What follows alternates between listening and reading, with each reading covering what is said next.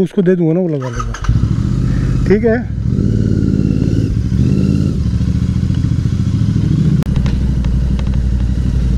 भाभी राम राम। चलो, इसने धर की तरह का, इसमें फंसा दे।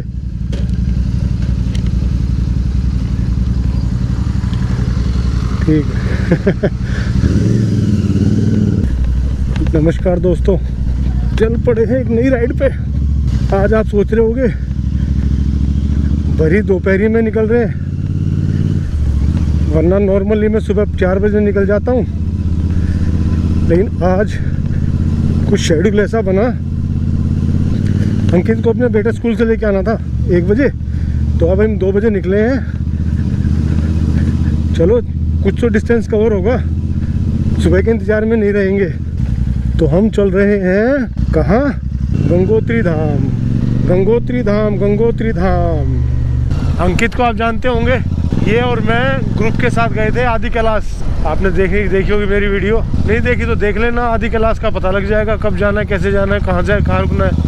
ठीक है, अभी ये गवर्नमेंट जॉब में है। अभी जो 14 तारीख आएगी उसमें इसकी छुट्टी है, वाल्मीकि जयंती है शायद। तो बोला चाचा निकल लो कहीं। अब चाचा के पास टाइम नहीं, एक तो मेरा गोडाउन खाली हो रखा है, उसके लिए पार्टी ढूंढनी है, उसके अंदर कुछ काम चल रहा है। लेकिन अंकित ने कहा तो मैं चल भाई ठीक है बना ले, कहाँ का बनाएगा। तो गंगोत्री आने का मेरा दिल था, जमुनोत्री आने का मेरा दिल था, तो हमने गंगोत्री का बना लिया, जमुनोत्री नहीं जा पाएंगे। शेड्यूल हमारा कुछ ऐसे रहने वाला है कि आज रुकेंगे या ऋषिकेश या चंबा या नरेंद्र नगर कहीं पे भी, और फिर कल हम रुकेंगे जाके हर्षिल, और कल ही अगर गंगोत्री धाम के दर्शन कर लेंगे, उसका भी अपना एक अलग ही मज़ा है।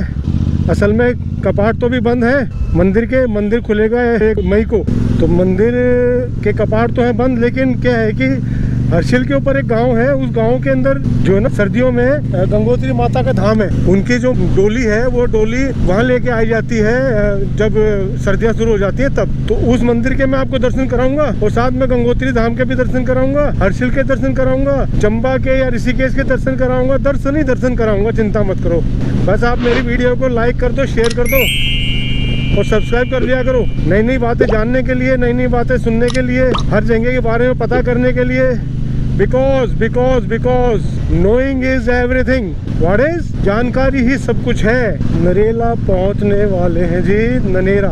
यहाँ मैं दिखाऊंगा आपको, ये मेरे उल्टे हाथ की तरफ देखो, दिख रहे हैं ये पेड़ दिख रहे हैं, बाउंड्री दिखी है। ये पता है क्या थे? अभी जो है ना 4 तारीख को मनोज कुमार जी का देहांत हुआ है, वही अपने भरत कुमार, ये उनकी ज़मीन थी। ठीक है, जब उपकार फिल्म उन्होंने बनाई थी, उसके बाद उसकी सारी शूटिंग यहीं पे इसी एरिया में उन्होंने की थी, यहीं के नज़दीक के गांव में। तो इस एरिया को समझने लग गए थे, तो उन्होंने यहाँ पे करीबन 20 एकड़ ज़मीन उस टाइम खरीदी थी 70s में। फिर बाद में उन्होंने ये सोल्ड आउट कर दी। उन्होंने बहुत कोशिश की कि भाई उन्होंने इसको बाग, इसको आज भी क्या कहते हैं, यहाँ के स्थानीय लोग इसको आज भी कहते हैं मनोज कुमार का बाग। तो उन्होंने बाग लगाया था यहाँ पे, लेकिन गवर्नमेंट ने उसको मंजूरी नहीं दी, उसको एज ए फार्म हाउस पास नहीं किया। तो अंत में थक हार के उन्होंने पौने दाव में ये करीबन 2000 में, सन 2000 में बेच दी थी ये ज़मीन। ये था जी मनोज कुमार जी का फार्म हाउस। अच्छे अभिनेता थे, अच्छे इंसान थे, हमेशा आखिरी तक अपनी जड़ों से जुड़े रहे। GT करनाल रोड, हरियाणा में आपका स्वागत है। ओके, बहुत साल पहले जब हम लोग हरिद्वार जाते थे, नॉर्मली गांव के हर आदमी हरिद्वार गर्मी में जाता ही है फसल कटने के बाद ना, तो हमारा रूट होता था गाजियाबाद वाला, पूरी दिल्ली काट के गाजियाबाद जाते थे, गाजियाबाद से जो है ना राजनगर होते हुए, और तब हम जाते थे हरिद्वार। अब रास्ते क्या बन गए हैं देखो आप। यहाँ से मैं जाऊँगा बालगढ़ चौक से मैं जाऊँगा बागपत, हाईवे बना हुआ है जी, वहाँ से मैं जाऊँगा मुजफ्फरनगर, फिर हाईवे पे जुड़ जाऊँगा मैं जाके हरिद्वार वाले पे। कितना मेरा टाइम बच गया, कितना मेरे किलोमीटर बच गए, ठीक है ना, झिकझिक बच गई। यहाँ से मैं अपने गांव से, जो आउटर दिल्ली वाले हैं ना, उनको तो अगर हरिद्वार देहरादून जाना है तो सबसे अच्छा रूट यही है, उनको कहीं अंदर जाने की ज़रूरत है ही नहीं। मेरठ एक्सप्रेस वे का नाम अच्छा है, लेकिन उतना लंबा पड़ जाता है, टोल ज़्यादा लग जाते हैं अगर आप गाड़ी से भी जा रहे हो तो। बाइक तो अलाउड है ही नहीं उसके ऊपर। ये लो जी, ये लो आ गया Narnaul Baghpat highway via Kharkhoda via Sampla. ये हमें लेके जाएगा यूपी में। Right now we are in Haryana. गेहूँ कट चुके हैं, सब जगह गोल्डन हो गया, गोल्डन। जो कटे हैं वो भी गोल्डन, जो रखे अभी हैं वो भी गोल्डन।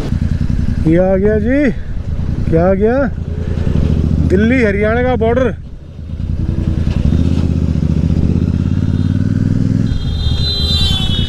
जमुना जी के दर्शन कर लो भाई। प्रोग्राम तो मेरा बड़ा लंबा चौड़ा था, यमुनोत्री भी जाना था लेकिन नहीं जा पा रहे। मैंने सोचा था कि जब जो दर्शन 4 धाम के शुरू हों उससे पहले मैं आपको एक वीडियो दिखाऊं चारों धामों के रास्ते के बारे में, लेकिन नहीं हो पाया। कुछ बिजी शेड्यूल हो जाता है। बिल्कुल हरा पानी है जी, आप देख नहीं पाओगे क्योंकि मैंने गोप्रो अपने चेस्ट पे माउंट किया हुआ है। अगर हेलमेट पे करता तो आप देख पाते। ये आ गए हम बागपत। ये हम घुस गए हैं यूपी में। अरे लौंडे किंग गुजारिया। बागपत के बारे में बताऊं? चलिए बताता हूँ। बागपत वो गांव है जो कि महाभारत काल के समय में कृष्ण जी ने पांडु का दूत होते हुए दुर्योधन से मांगे थे 5 गांव। उन 5 गांव में से एक गांव था बागपत। इसका पुराना नाम जो है ना, पता नहीं इंद्रप्रस्थ या ऐसे कुछ था ना। इंद्रप्रस्थ तो दिल्ली थी, प्राणप्रस्थ पानीपत था, बाणप्रस्थ बागपत था। ठीक है जी। तो उन्होंने मांगे थे, नहीं दिए। बागपत जो है दुर्योधन ने नहीं दिया, 5 गांव नहीं दिए। फिर महाभारत हुई। और एक दूसरा इतिहास भी उससे पुराना इतिहास है। ये तो अब मैंने आपको महाभारत कालीन इतिहास बताया है। एक इतिहास और है, वो है रामायण कालीन, श्री राम के टाइम में। हमने चलना है शामली की तरफ। शामली इस तरफ में राइट में है बागपत और लेफ्ट में शामली। में शामली की तरफ गया हूँ मुड़, और हमारी कहानी शुरू होती है अब। भगवान परशुराम को तो जानते ही होंगे, वो यहीं के थे। एक राजा था यहाँ पे उस टाइम। वो राजा उनकी कुटी में आया तो उस टाइम उसके पिताजी थे नहीं। उनके पिताजी बहुत बड़े ऋषि थे, नाम मैं भूल रहा हूँ। तो उसने कहा कि भाई ये गाय बड़ी अच्छी कामधेनु गाय जो होती ना, वो इन्हीं के पास थी। तो उसने कहा कि भाई ये गाय मेरे को दे दो। तो इसकी माँ ने मना कर दिया कि नहीं जी, अभी जो ना क्या कहते हैं वो है भी नहीं यहाँ पे ऋषि महाराज, और मैं नहीं दे सकती आपको एक गाय। तो उसने एक 2 बार कहा, वो नहीं मानी। सॉरी, परशुराम जी की माता ने मना कर दिया। तो राजा बड़ा क्रोधित हो गया। उसने क्या किया, गाय को तो ले जा नहीं पाया, वो ले गया परशुराम जी की माता जी को। परशुराम जी की माता जी को ले जाके अपने महल में कैद कर दिया। लेकिन वहाँ की जो उसकी रानियाँ थी ना, उन्होंने विरोध किया, और विरोध करके अगले दिन जो है ना उसने उसको छोड़ दिया। ठीक है। वो वापस अपनी कुटी पे आई। तो उसके पिताजी बोले परशुराम के कि तू यहाँ नहीं आ सकती। अब एक रात तू गैर आदमी के साथ रही तो मैं तेरे को एक्सेप्ट नहीं करूँगा। और परशुराम को ऑर्डर दे दिया कि अपनी माँ का सर काट दे। परशुराम क्या करता, पिताजी का आदेश, उसने अपनी माता जी का गला काट दिया। ठीक है। फिर बाद में प्रायश्चित किया। फिर अपने पिताजी को कहा कि देखो पिताजी, आपने मेरे को जो हुक्म दिया था वो मैंने पूरा किया, अब मेरे को कोई आप वरदान दो। बोला मांग। बोला मना तो नहीं करोगे ना? बोला ना, नहीं करूँगा। बोला मेरी माता जी को जिंदा कर दो। वही हुआ। लेकिन एक बार तो हत्या हो गई थी ना उनके हाथ से। तो ऐसा है, हमारे देश की, संसार की पहली कावड़ लाने वाला गढ़गंगा से यहाँ तक बागपत तक महाराज भगवान परशुराम जी थे। पहली कावड़ उनकी थी। ये इतना ऐतिहासिक जगह है बागपत। ठीक है, देख लो। फिर मत बोलना माइकल दारू पी के दंगा करता है। इतनी बातें बता दी मैंने आपको। और कोई बताता? वो तो क्या बताता, देखिए इसका बैग कैसा है, देखिए अरे मेरे को उल्टी हो गई, अरे मेरा एक्सीडेंट हो गया। बाद में पता लगा कुछ नहीं हुआ, कंटेंट बनाना था, वीडियो चलाने ही चल जाती उनकी। मैं ज्ञान की बातें बताता हूँ, मेरी वीडियो नहीं चलती। पता नहीं लोग देखना क्या चाहते हैं। एक लिया है वाटर ब्रेक। हम चले थे करीबन 2 बजे। अभी हम यहाँ पहुँचे हैं बड़ौद से निकल के। कौन सा एरिया है वो? बड़ौद तक पीछे गया ना, शामली गया पीछे, शामली से निकले हम। बाइक की पोजीशन ये है और राणा साहब की बाइक की पोजीशन ये है। ओके, ये यहाँ इस तरफ चला गया शामली और अभी हम जा रहे हैं इस तरफ बड़ौद की तरफ। चलिए मिलते हैं रास्ते में। ये देखिए ये बिल्कुल हरे ग्रीन, बिल्कुल शायद इसने पहले धान बोए होंगे ना, या फिर गन्ने बोए होंगे, देख रहे हैं आप। और ये बिल्कुल येलो, ये ग्रीन, ये येलो। एक पिक्चर आई थी ना, गोरा और काला। धीरे धीरे बोल कोई सुनना ले सुनना। वैसे ये पूरी जो बेल्ट है ये गन्ने की बेल्ट है, गन्ना बहुत होता है यहाँ। चौधरी चरण सिंह ने भी एक बार कहा था, पता चौधरी चरण सिंह ने क्या कहा था एक बार? बोला यार ले मेरी टोपी में भी गन्ने बो दो। दुनिया भरे गन्ने बो यार, तो उसने कही थी गन्ने छोड़ दो, कुछ और बोलो ना, हम तो गन्ने बोएंगे। चलिए मिलते हैं आगे। ये है सहारनपुर का चौक, सीधे चले जाओगे सहारनपुर, हमें इस तरफ जाना है हरिद्वार की तरफ, और पीछे दिल्ली की तरफ से तो हम आएंगे।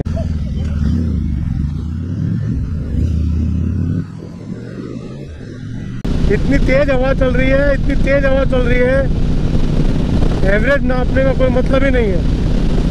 क्या एवरेज देगी बताओ? सामने से सीधी हवा आ रही है। ये आप मुजफ्फरनगर, ये है ना सामने, यहाँ से निकल देते हैं, और ये मुजफ्फरनगर इस तरफ दिखा रहा है।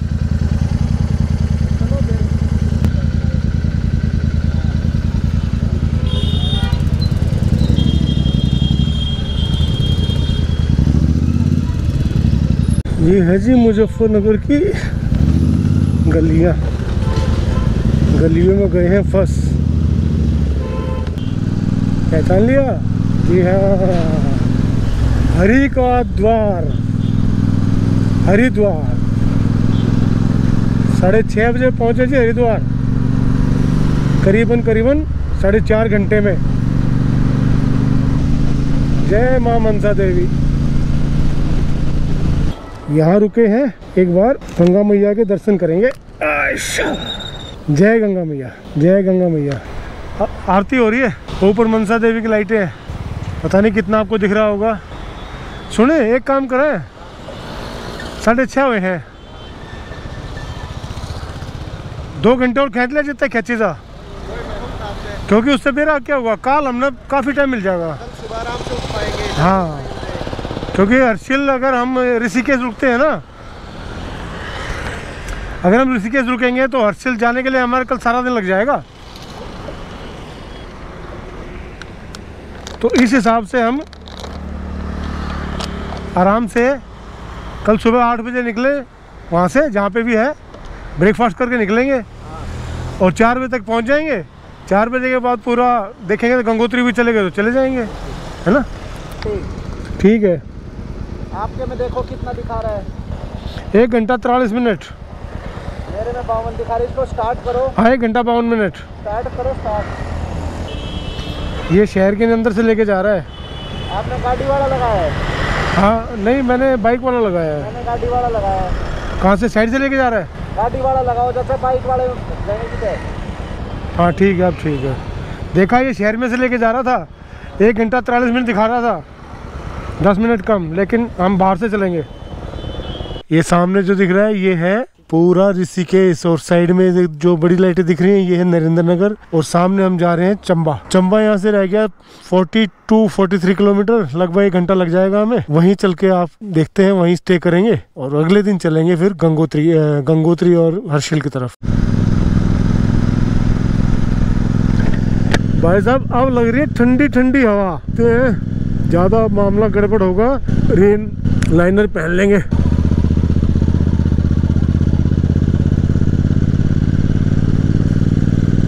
A few minutes later. Chamba से खाली 9 किलोमीटर दूर है हम, और बरसात आ गई तगड़े वाली। अब यहाँ ना तो कोई होटल है, ना कोई होम स्टे है, कुछ नहीं है यार। चलिए भाई, वही बात है, गादड़ पड़ गया जेरे में एक रात और से ही। दो बेचारे बिना सहारे। बाइकें खड़ी हैं, हम बचे हुए हैं अभी, लेकिन कब तक बचेगा? बकरे की माँ कब तक खैर मनाएगी? सारी बाइक गीली हो गई है, हम गीले हुए हैं, जूते गीले हो गए। कुछ नहीं दिखेगा अभी अंधेरे